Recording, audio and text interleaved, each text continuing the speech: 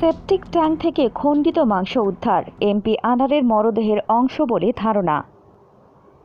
10 foot পানির নিচে সুন্দরবন, প্রাণীদের নিয়ে দুশ্চিন্তায় বন বিভাগ। শুনছিলেন সংবাদ শিরোনাম, এবারে শুনুন বিস্তারিত। কলকাতার নিউ টাউনের সঞ্জীবা আবাসনের বিইও 56 ফ্ল্যাটের সেপটিক ট্যাঙ্ক থেকে কিছু মাংস উদ্ধার করেছে পশ্চিমবঙ্গের সিআইডি। ধারণা করা হচ্ছে এটি ঝিনাইদহ 4 আসনের সংসদ সদস্য আনোয়ারুল আজিম আনারের মরদেহের খণ্ডিত মাংস। মঙ্গলবার 28 মে কলকাতা থেকে সিআইডির বরাতে এই তথ্য জানা গেছে এখন পর্যন্ত ওই সেপটিক ট্যাঙ্ক থেকে প্রায় 4 কেজি ওজনের দেহাংশের মাংস উদ্ধার করেছে পশ্চিমবঙ্গের সিআইডি।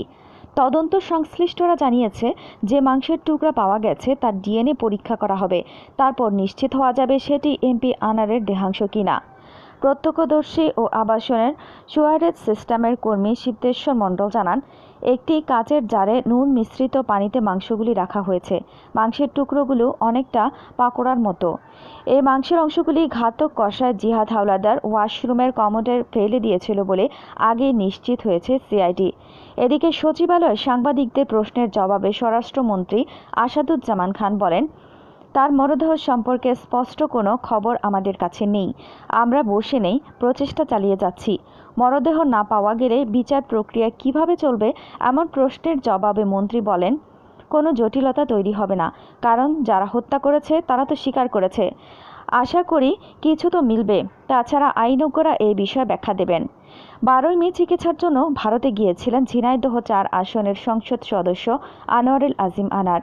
এরপর খবর আসে 13 মে তাকে কৌশলে ডেকে নিয়ে কলকাতার নিউ টাউন এলাকার একটি আবাসিক ভবনে হত্যা করে মরদেহ টুকরো টুকরো করে ট্রলি ব্যাগে নিয়ে বিভিন্ন স্থানে ফেলে দিয়েছে হত্যাকারীরা। এই ঘটনায় ভারত ও বাংলাদেশের 6 জন গ্রেফতার হলেও মূল পরিকল্পনাকারী আখতারুজ্জামান শাহীন যুক্তরাষ্ট্রে পলাতক রয়েছেন। এদিকে ভয়াবহ ঘূর্ণিঝড় রেমালের তাণ্ডবে সুন্দরবন এলাকা 7 থেকে 10 ফুট পর্যন্ত পানির নিচে তলিয়ে গেছে।